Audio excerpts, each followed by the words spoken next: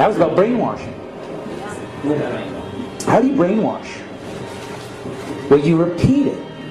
You repeat the same thing over and over again. You know if somebody's resisting the concept, if you keep fucking repeating it, after 6 times, they'll incorporate it in their brain. They may not agree with it, but repeat it another 1,000 times, they'll start saying it. A plane. None of it makes sense. The problem is that we're taught as children, this ball earth lie. And, you might ask as a child, what about the people in Australia? They're standing on the bottom of the globe, won't they fall off? And your teacher says, no, gravity. And you go, oh, okay. And you never go back to that question.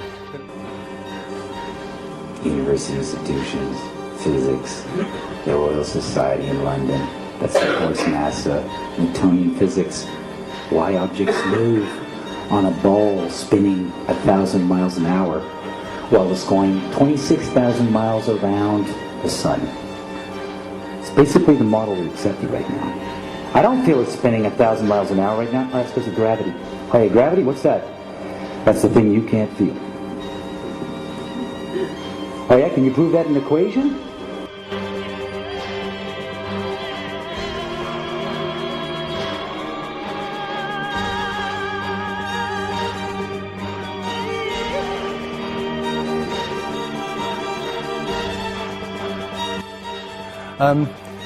The other thing that's about the spinning Earth is looking at the stars. Now, directly above the axis of spin is the pole star, Polaris, okay, directly over the North Pole. And we're told that the reason that all the stars spin around the North Star is because the Earth is spinning at 1,000 miles an hour. Okay, seems to make sense because if you put a long exposure camera pointing at the North Star, you'll see the stars will make perfect circles around, perfect star trails. The only problem is the Earth is also orbiting the Sun at 67,000 miles an hour. Okay, the Sun is moving, dragging the Earth and all the planets up that way or that way at 600,000 miles an hour. So why do we see perfect circles? Because that's the slowest speed, that's slowest motion in that mix, and yet the Earth is moving 67 times faster that way and 600 times faster that way. So you should see the stars do all sorts of strange motions, but you don't. You only see them make these perfect circles. That tells me that it's the stars that are moving, not the Earth. It's an official NASA photo of the first Apollo 11 lunar module landing on the moon. I mean, it's right there. This is proof, man. It's the picture's right there. It's landing on the moon. But the only problem I have with this picture is that it's taken from the moon. I don't know what the big deal was with being the first guy on the moon. It seems the camera crew was already there. A fucking tripod. Camera A, B, C. Back in the 60s, I mean, I know people who believe they saw the landing on the moon because they heard it on the radio. There is so much to this. As I said, if you start looking and asking questions about the very basic things, you'll find that the answers you were given as a child just do not make sense. So the idea there is that it must be a globe because the sun. If the sun's here, then it's got to be dark on the other side. Well, the thing about the sun is that we're told it's 93 million miles away. It's not. It's actually something around 3,000 miles away and about 34 miles across. That might sound really crazy, but if you look at look out on a day that's got broken cloud, you'll see that the sun rays will come out at an angle. Most people have seen this. The rays come down at angles.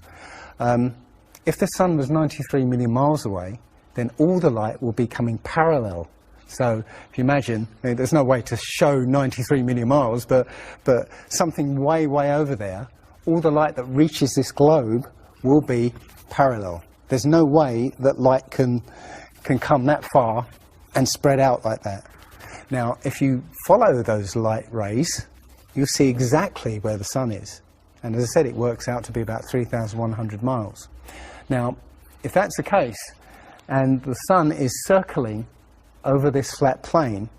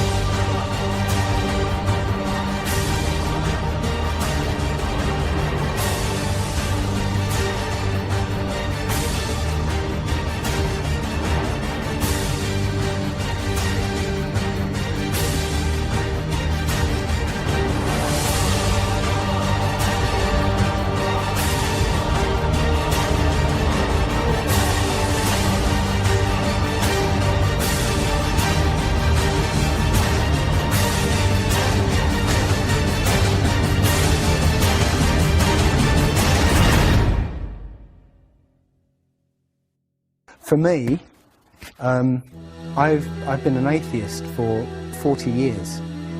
From the age of 13, you know, I didn't want anything to do with God and Bibles and whatever, and religions. And now I know for a fact there is a creator. I've seen his fingerprint, you know, not just with the flat earth. Everything I've done in the last 5 or 10 years has led me to see that there is a creator now. And there's a great many people out there who have had exactly the same revelation as I have. And it is. I'm now following the commandments and trying to be the best human being that I can be, because I think it was a guy called Kent Hovind who said there are only two possibilities. Either there is a God or there isn't. And both of them are terrifying. Yeah.